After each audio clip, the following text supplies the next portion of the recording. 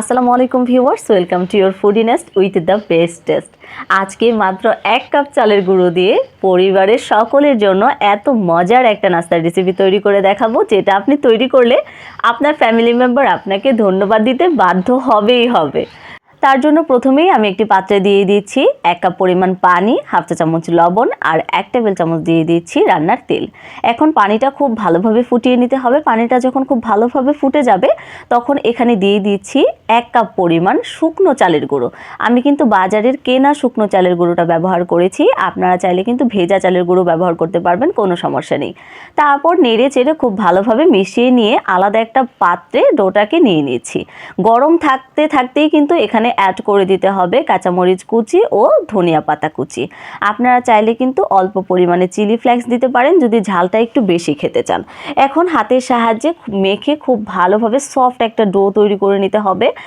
এখন এই ডোটা থেকে আমরা এরকম ছোট ছোট লেচি কেটে গোল গোল বলের মতো তৈরি করব।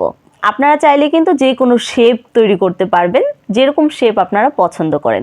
আমি একটু গোল গোল তৈরি করছি, দেখতে অনেক সুন্দর লাগে। তারপর সবগুলো তৈরি করে নিলাম। এবার অপর একটি পাত্রে আমি চুলায় গরম পানি করে নিয়েছি, গরম পানিটা একদম ফুটিয়ে নিয়েছি। তারপর একটি স্ট্রেনার বসিয়ে আমি এখন এই গোল গোল বলগুলোকে একটু ভাপ দিয়ে নেব। সবগুলো বল দিয়ে আমি এটাকে 5 থেকে 6 মিনিটের জন্য একটু ভাপ দিয়ে নিয়েছি। দেখুন এগুলো কিন্তু একদম সফট হয়ে গিয়েছে। এখন আমি আবার এগুলোকে নামিয়ে রাখছি একটু ঠান্ডা হওয়ার জন্য।